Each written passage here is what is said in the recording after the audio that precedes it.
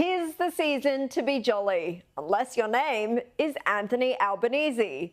The Prime Minister's New Year's resolution should perhaps be to spruce up the furniture in his new Copacabana coastal home, since it's now looking increasingly likely his days in the lodge are numbered. The latest news poll shows Labor going backwards in key areas. Victoria now a problem child for the party, with the ALP's primary vote in the state lower than in New South Wales and only a point above that in its worst state, Queensland. In Victoria, one of our most progressive states, Albanese is now no more popular than Peter Dutton.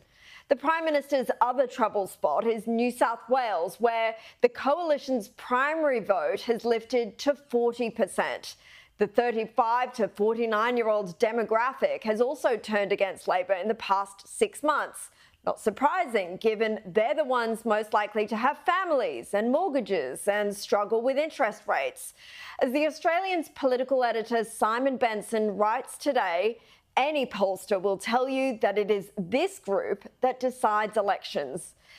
Indeed, this cohort were the ones to get Scott Morrison into power in 2019 before turning against him 3 years later.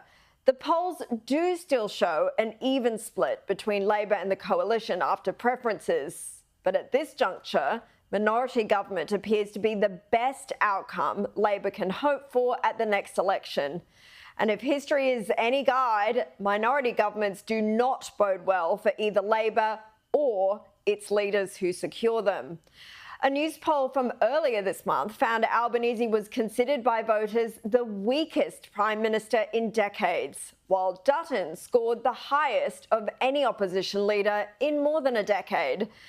And looking back on the year that was, it isn't hard to see why Albanese could well end up a one-term wonder. Cost of living will obviously be the #1 issue for voters when they do eventually head to the ballot box next year. And the government's failure to tackle this epidemic has really hit them hard.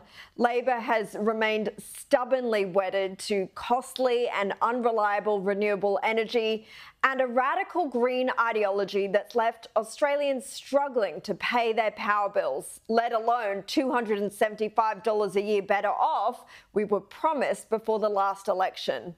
Now, wouldn't that extra cash have come in helpful at Christmas? Instead, MPs launched a juvenile scare campaign against the opposition's nuclear energy policy. That's despite the fact that they're perfectly comfortable with nuclear when it comes to submarines. Make it make sense. This year, the government's also been distracted by the $450 million voice referendum and trying to mire Australians in harmful identity politics. But it backfired, as 2/3 of us said no to being divided by the colour of our skin. And in the most basic key test for any government, it's failed abysmally in keeping us safe, as about 150 immigration detainees freed into the community, among them convicted murderers, rapists and drug traffickers, managed to game the system and avoid monitoring. There were already plenty of breaches during the year from those detainees. Now, our leaders' failure to confront extremism and terror support has been well documented here on this network. The lack of law enforcement, its ministers' anti-Israel rhetoric, and growing hostility towards our only democratic ally in the Middle East have all contributed to record levels of anti-Semitism in this country, to our great shame. And on that, despite the fanfare over the formation of Special Operation Avalite, the Federal Police Task Force investigating threats and violence towards the Jewish community and MPs, where are the arrests? Why haven't we had any updates to what is a major investigation into a terror attack? We asked AFP Commissioner Reece Kershaw why, after 2.5 weeks since Avalite was announced, there have been no updates in the investigation provided. We asked why is it taking so long to make any arrests or any apparent headway in this incident. An AFP spokesperson told us further comment will be made at an appropriate time.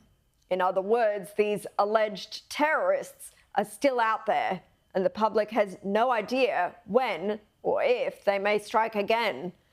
Now, compare and contrast our weak leadership with the crystal clear language of Peter Dutton, whose Hanukkah message yesterday was refreshingly and unashamedly strong. He wrote, "From the hate-filled mob that gathered on the steps of the Opera House to the firebombing of Melbourne's Adass Israel Synagogue, intolerable incident after intolerable incident has been tolerated due to a vacuum of political leadership." And he promised a Dutton coalition government will provide moral clarity, deliver strong political leadership, and act decisively to restore law and order. The distinction between the alternatives at the next election couldn't be starker, and the polls show voters are waking up to that.